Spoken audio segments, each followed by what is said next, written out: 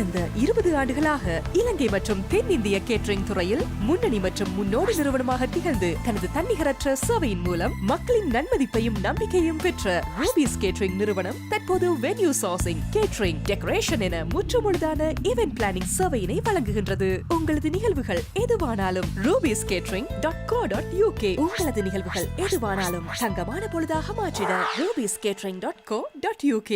வணக்கம். இன்றைய பார்வை உங்களை வரவேற்றுக் கொள்கிறது. மத்திய கிழக்கு நெருக்கடியால் இலங்கையில் ஏற்பட்ட தற்போதைய தாக்கங்கள் தொடர்பாக இன்று ஸ்ரீலங்கா நாடாளுமன்றத்தின் அதன் உறுப்பினர்களின் அதகலமான வாத பிரதிவாதங்கள் முற்பகல் வேளையில் ஆரம்பிக்க முன்னரே உலக சந்தையில் மசகு எண்ணெயின் விலை ஒரு பீப்பாய் $95 என்ற வகையில் ஒரு பெரும் சரிவு பதிவாகிக் கொண்டது.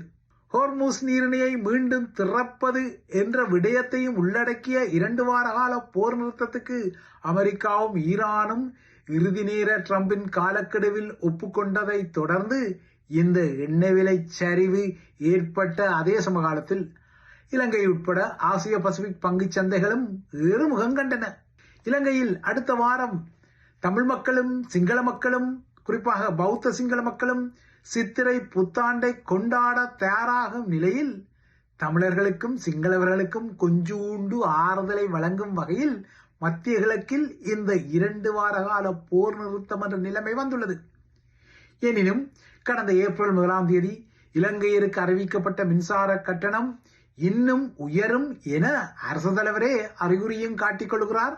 அதே சமகாலத்தில் நிவாரணங்களையும் அறிவித்துக் கொள்கிறார். அதாவது ஒரு கையால் கொடுத்து மறுகையால் எடுக்கும் தந்திரோபாயங்களை அனுர அரசாங்கம் நிவாரணங்களையும் சொல்லிக் கொள்கிறது. அதேவேளை விலை உயர்வுகளும் வெறும் என்ற எச்சரிக்கைகளையும் விடுத்துக் கொள்கிறது. ஸ்ரீலங்காவின் அரசு தலைவர் அனுரகுமார திசாநாயக்கா நேற்று நாடாளுமன்றத்துக்கு ஓடோடி சென்று தனது நிவாரண பொதியையும் சில விடயங்களையும் இலங்கை மக்களுக்கு பகிரங்கப்படுத்திய சமகாலத்தில் தான் ட்ரம்பின் 8 PM என்ற பெரும் தாக்குதல் கெடு ஈரானுக்கு விதிக்கப்பட்டது. ஆனால் இலங்கையர்கள் தூக்கத்தில் இருக்கும் நிலையில் இந்த காலக்கெடு ஒரு யூ வடிவ திருப்பத்தை அடுத்து இப்போது 2 வார காலத்துக்கு மோதல்கள் இல்லை. ஈரானும் அமெரிக்காவும் சமாதானம் தற்காலிகமாக 2 வாரத்துக்கு பேணும் என்ற ஒரு நிலைமையை உருவாக்கி இருக்கிறது. ஆனால் இலங்கை தீவுக்கு மத்திய கிழக்கு நிலவரங்களால் பெரும் பொருளாதார சுமை ஏற்பட்டதை நேற்று அனுரகுமார திசாநாயக்கா நாடாளுமன்றத்தில் ஒத்துக்கொண்டிருக்கின்றார். சில பல விடயங்களையும் கூறியிருக்கின்றார். நேற்று நாடாளுமன்றத்தில் மக்களுக்கு 100 பில்லியன் ரூபாய் நிவாரணத்தை நேரடியாகவும் மறைமுகமாகவும் அறிவித்துக் கொண்ட அனுரகுமார திசாநாயக்கா மத்திய கிழக்கு போர் மே மாதத்திற்கு அப்பால், அதாவது அடுத்த மாதத்துக்கு அப்பால் நீடித்தால் இலங்கையருக்கு இன்னும் சிக்கல் வரும் என எச்சரித்த நிலையில்தான் இன்று மத்திய கிழக்கு நிலவரங்களின் தனிவு நிலைக்குரிய முதற்சுழியாக ஈரானும் அமெரிக்காவும் 14 நாட்களுக்கு போர் நிறுத்தம் ஒன்றை செய்தன என்ற செய்தி வந்தது. எரிபொருளின் விலை இலங்கையில் உயர்ந்து செல்வதால் சுமார் $1.5 பில்லியன் வரை கூடுதல் சுமை அரசாங்கத்துக்கு ஏற்பட்டதாக நேற்று அனுரகுமார திசாநாயக்கா நாடாளுமன்றத்தில் கவலைப்பட்ட நிலையில்தான் இன்று உலக சந்தையில் ஒரு பீப்பாய் மசகு எண்ணெயின் விலை $95 கீழே சரிந்திருக்கின்றது. இது ஒரு முக்கியமான ஆறுதலான விடயம். ஆனால் 2 வாரங்களுக்கு பின்னர் என்ன நடக்கும் என்பது இன்னும் ஒரு கிளேசமான விடயம். நாட்டின் சுற்றுலாத்துறையும் இந்த மத்திய கிழக்கு நெருக்கடியால் அடி வாங்கி இருக்கின்றது. வருமானம் அரைவாசியாக குறைந்துவிட்டது சுற்றுலா தளத்தில். இதனால் அந்நிய செலாவணி வரவு இலங்கைக்கு குறைந்திருக்கின்றது. இதனையெல்லாம் அனுரகுமார திசாநாயக்கா நேற்று நாடாளுமன்றத்தில் ஒழிக்காமல் மறைக்காமல் சொல்லிக் கொண்டார். அத்துடன் எரிபொருள் மற்றும் எரிசக்தி துறையில் நாட்டில் பெரும் நெருக்கடி அதிகரிப்பதால் மானியத்தை வழங்கும், அதாவது எரிசக்தி தளத்தில் மானியத்தை வழங்கும் கொள்கை ரீதியான தெரிவுகள் மட்டுப்படுத்தப்பட்டுள்ளதாகவும் சொல்லிக் கொண்டார். அதாவது அனைத்துலக நாணய நிதியம் போன்ற மார்வாடி கடன் கொடுக்கும் அமைப்புகள் மக்களுக்கு இவ்வாறாக எரிசக்தி துறையில் மானியங்களை அள்ளி வழங்குவதற்கு அனுமதிக்க போவதில்லை என்ற கசாப்பான யதார்த்தத்தின் பின்னணியில் அனுரவின் இந்த செய்தி வந்தது. எனினும் இப்போதைய நிலையில் இந்த மானியம் வழங்கப்படத்தான் செய்கின்றது. இந்த மானியம் அனைத்துலக நாணய நிதியத்தின் அங்கீகாரத்துடன் மேலும் நீடிக்கப்படக்கூடிய ஒரு நிலைமை இருப்பதை நேற்று அனுரவின் நாடாளுமன்ற உரை வெளிப்படுத்தியுள்ளது. இலங்கை தீவை பொறுத்தவரை தற்போதைய சந்தை நிலவரப்படி ரூபா வரி எரிபொருளுக்கு அரசாங்கத்தால் அறவிடப்படுகின்றது. அந்த வரியையும் சேர்த்தால் 1 லிட்டர் டீசலின் விலை 600 ரூபாவை தாண்டி கொள்ள வேண்டும். ஆனால் இப்போது அதற்கும் குறைவான விலைக்கு தான் மக்களுக்கு டீசல் விற்கப்படுகின்றது. அதாவது அரசாங்கத்தை பொறுத்தவரை டீசலின் வரியை குறைக்காமல் அந்த வரியை அப்படியே தக்க வைத்துக் கொண்டு அதற்கு பதிலாக 1 லிட்டர் டீசலுக்கு 100 ரூபா மானியத்தை வழங்கிக் கொள்கிறது. ஆனால் இவ்வாறான மானியங்கள் தொடர்ந்தும் மக்களுக்கு கிட்ட வேண்டுமானால் கடன் கொடுத்த IMF போன்ற, அதாவது நாணய நிதியம் போன்ற அமைப்புகளின் பச்சை கொடி அதற்கு தேவை. இந்த பச்சை கொடியை பெறுவதற்கு தான் கடந்த சில நாட்களாக இலங்கையில் தங்கியுள்ள IMF குழுவிடம் இலங்கை இறந்து கேட்டு சில சாதகங்களை பெற்றுள்ளதால் தான் இந்த சாதகத்தை தான் நாடாளுமன்றத்துக்கு ஓடோடி சென்று அனுரா அறிவித்திருக்கின்றார். உண்மையில் பார்த்தால் அனுரா தான் இந்த மானியத்தை எல்லாம் வழங்குவதாக சாமானியர்கள் நினைத்துக் கொள்ளக்கூடும். ஆனால் இந்த மானியத்தை வழங்குவதற்கு நாணய நிதியம் பச்சை கொடி காட்ட வேண்டும் என்பது முக்கியமான நிபந்தனையாக இருக்கின்றது. ஏனென்றால் கடனை கொடுக்கும் போது இவ்வாறான மானியங்கள் மீதான பிடி இருக்க வேண்டும் என்ற நிபந்தனைகள் எல்லாம் நாணய நிதியம் விதித்த பின்னர் தான் ரணில் காலத்திலேயே கடன் கொடுத்தது. இது இப்போதைய அனுரகுமார திசாநாயக்காவின் ஆட்சிக்கும் அந்த நியமங்களை கடைபிடிக்க வேண்டிய நியதி பொருந்திக் கொள்ளும் என்பதால் கடந்த சில நாட்களாக இலங்கையில் தங்கியுள்ள அனைத்துலக நாணய நிதிய குழுவை ஒருவாறு சமரசம் செய்து இந்த நிலைமைகளை பெற்றிருப்பதாக தெரிகின்றது.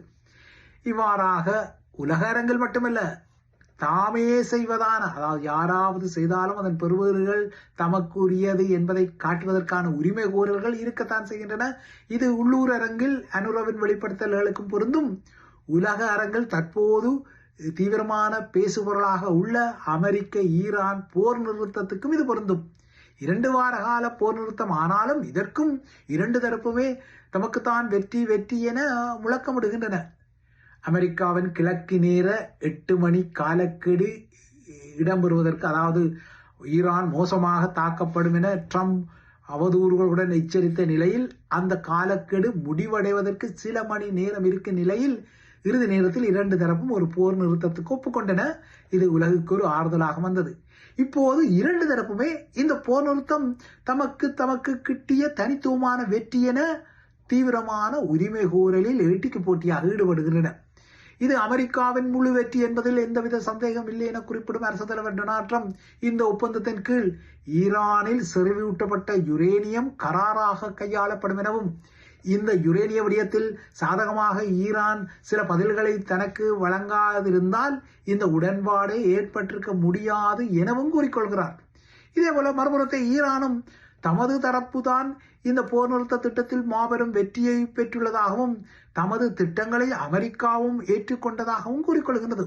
குறிப்பாக இந்த போர் நிறுத்தத்தின் ஒரு பகுதியாக ஈரானுக்கு எதிரான அனைத்து தடைகளை நீக்குவதற்கும் மத்திய கிழக்கில் உள்ள அமெரிக்க படைத்தளங்களிலிருந்து அமெரிக்க துருப்புக்களை மீளப் பெறுவதற்கும் அமெரிக்கா கொள்கை அளவில் ஒப்புக்கொண்டுள்ளதாகவும் ஈரான் கூறிக்கொள்கின்றது. ஈரானின் அணு செறிவூட்டலை ஏற்றுக்கொள்வதற்கும் ஹோர்முஸ் நீரிணை மீதான தமது கட்டுப்பாட்டை அங்கீகரித்துக் கொள்வதற்கும் அமெரிக்கா ஒப்புக்கொண்டமை இந்த போரில் அமெரிக்கா படுதோல்வியை சந்தித்துள்ள அறிகுறியை காட்டுவதாக தெஹ்ரான் கூறிக்கொள்கின்றது. அத்துடன் தமது கரங்கள் தொடர்ந்தும் தாக்குதல் நடத்தும் நிலையில் இருப்பதால் எதிரி செய்யும் சிறு தவறுக்கும், அதாவது அமெரிக்கா இந்த போர் நிறுத்த விடயத்தில் ஏதாவது தவறுகளை செய்தால் முழு பலத்துடன் பதிலடி கொடுக்கப்படும் என்றும் அது எச்சரித்துக் கொள்கின்றது. மொத்தம் ஈரானும் சரி அமெரிக்காவும் சரி இந்த போர் நிறுத்த விடயத்தில் தமக்கே வெற்றி என உரிமை கோரிக்கொள்கின்றன. ஈரான் கொஞ்சம் அதிகமாக இந்த விடயத்தில் சொல்லிக் கொள்கின்றது. ஆனால் ஈரான் வெளியிட்ட 10 அம்ச போர் நிறுத்த திட்டம் குறித்த ஆங்கில பதிப்புகளில் அணுச்சரிவூட்டல் திட்டத்தை அமெரிக்கா ஏற்றுக்கொள்வது குறித்த எந்த விடயங்களுமே இருக்கவில்லை என்பதையும் அவதானிக்க முடிந்தது. ஏனென்றால் இந்த ஆங்கில பிரதியை ஈரானிய தூதர்கள் ஊடகங்களுக்கு கையளித்திருக்கின்றார்கள். அந்த பிரதிகளில் இந்த அணுச்சரிவூட்டல் திட்டத்தை அமெரிக்கா ஏற்றுக்கொள்வது குறித்த எந்த விடயங்களும் இல்லை. ஆனால் பாரசீக மொழி பதிப்பில் அணுச்சரிவூட்டல் திட்டத்தை அமெரிக்கா ஏற்றுக்கொள்வதான ஒரு அம்சம் இருக்கின்றது. இது ஒரு மோசடியான ஆவணம் என ட்ரம்ப் குறிப்பிடுகின்றார். ஆகையால் ஈரானும் பரப்புரைக்காக சில தில்லாலங்கடித்தனமான நகர்வுகளையும் செய்யத்தான் தலைப்படுகின்றது. இந்த நிலையில் ஈரானுடனான அமெரிக்காவின் இந்த போர் நிறுத்தம் குறித்து சில மணி நேரம் மௌனம் காத்த இஸ்ரேல் அதற்கு பின்னர் அதிகாரபூர்வமான அறிக்கையிடல் ஒன்று செய்தது.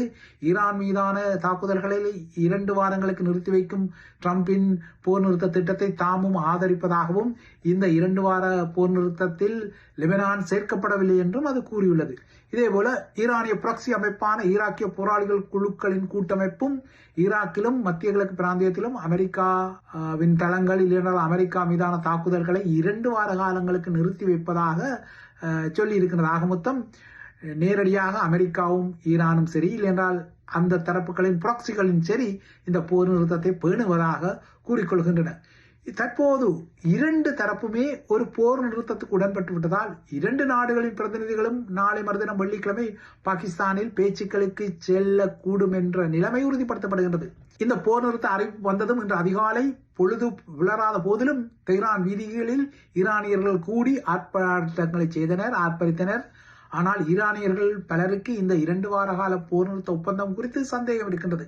குறிப்பாக அமெரிக்கா இந்த போர் நிறுத்த காலத்தை தன்னை வலுப்படுத்தவும் மீள் கட்டுமானம் செய்வதற்கும் பயன்படுத்தும் என்றும் அதேபோல இஸ்ரேலுக்கு ஒரு கால அவகாசத்தை வழங்க அது முனையும் என்றும் ஐயங்கள் உள்ளன. ஆனால் மறுபுறத்தே இந்த காலத்தை ஈரானும் பயன்படுத்தும் என்கின்ற ஒரு அச்சம் அமெரிக்காவுக்கும் இருக்கத்தான் செய்கின்றது. இதுவாரோ ட்ரம்பை பொறுத்தவரை ஒரு பிரிங்மேன்ஷிப் எனப்படும் உச்சக்கட்ட பதற்றத்தை ஏற்படுத்தி இதோ மோதல் வெடிக்கின்றது, இதோ ஈரான் கடுமையாக தாக்கப்பட போகின்றது என்ற பதற்றத்தை உருவாக்கி இறுதியில் ஒரு ஜூ வடிவ திருப்பத்தை எடுத்து விட்டார். இதனால் தான் இது பிரிங்மேன்ஷிப் தந்திரோபாயமாக நோக்கப்படுகின்றது. ட்ரம்பை பொறுத்தவரை இவ்வாறான பிரிங்மேன்ஷிப் தந்திரோபாயத்தை எடுப்பதில் அவர் கடந்த காலத்திலும் வல்லவராக இருக்கின்றார். ஒன்றை சொல்லுவார், ஒன்றை செய்வார், சொல்வதை செய்ய மாட்டார், செய்வதை சொல்ல மாட்டார் என்கின்ற ஒரு நிலைமை இருந்தது. அதாவது அது அவரது ஒரு தந்திரோபாயமாக இருந்தது. ட்ரம்பை பொறுத்தவரை எதிராளிகள் தன்னை குறித்து ஒரு முடிவை எடுக்க முடியாத வகையில் தனது தந்திரோபாயங்களை அடிக்கடி மாற்றிக்கொள்ளும் ஒரு இயல்புடையவர் என்பது அண்மை காலத்தில் அவரை அவதானிப்பவர்களுக்கு புரியக்கூடிய ஒரு விடயம். அவர் மோசமாக ஒரு தரப்பை தூஷிப்பார், பின்னர் அதே தரப்புடன் உறவாடலையும் செய்வார். இது அவரது வரி கொள்கையில் அம்பலப்பட்ட ஒரு விடயம். இந்த விடயம் இப்போது ஈரானிலும் அவரால் பிரயோகிக்கப்படுவதாக தெரிகின்றது. அதாவது ஈரானை கற்காலத்திற்கு கொண்டு செல்ல போகின்றேன், அதனை மோசமாக தாக்கப் போகின்றேன், அதன் மின் நிலையங்கள் பாலங்களை எல்லாம் தகர்க்கப் போகின்றேன் என்பதை அவர் வெறும் வெற்றி மிரட்டலாக முன்வைத்து இந்த மிரட்டல் அச்சுறுத்தல்களின் அடிப்படையில் சில நகர்வுகளை செய்ய தலைப்பட்டார். இந்த நகர்வுகளுக்கு ஈரானும் பதிலடியாக சில எதிர்வினைகளை நடத்தி இருக்கின்றது. ட்ரம்பின் இந்த தந்திரோபாயம் அவரது முதல் தவணை ஆட்சியிலும் பிரபலமானது. அதன் அடிப்படையில் 2017 வடகொரியாவை அழிப்பேன் என்றார். அதன் பின்னர் ஆப்கானிஸ்தானை உலகப் பந்திலிருந்து அகற்றி விடுவேன் என்றார். ஆனால் அந்த 2 நகர்வுகளுமே நடக்கவில்லை. அதன் நீட்சியாகத்தான் ஈரானை தாக்கி அதனை கற்காலத்துக்கு கொண்டு செல்வேன், அதன் முழு நாகரிகத்தையும் அழித்து விடுவேன் என சூளுரை விடுத்தவர் சில மணி நேரங்களில் ஈரானுடன் ஒரு போர் நிறுத்தத்தை செய்து கொண்டிருக்கின்றார். ஆகையால் ஈரான் மீதும் அவரால் கற்காலத்திற்கு அதனை கொண்டு செல்லும் வகையில் குண்டுகளை வீச முடியவில்லை. அந்த வகையில் சமகால களத்தில் ஈரான் மண்டியிட்டதா அல்லது ட்ரம்ப் மண்டியிட்டாரா என்ற விடயத்தை நீங்கள் நுண்ணியமாக பார்ப்பதற்கு அது ஒன்றும் $1 மில்லியன் கொஸ்டின், அதாவது $1 மில்லியன் வினாவே அல்ல என்பதும் யதார்த்தம்.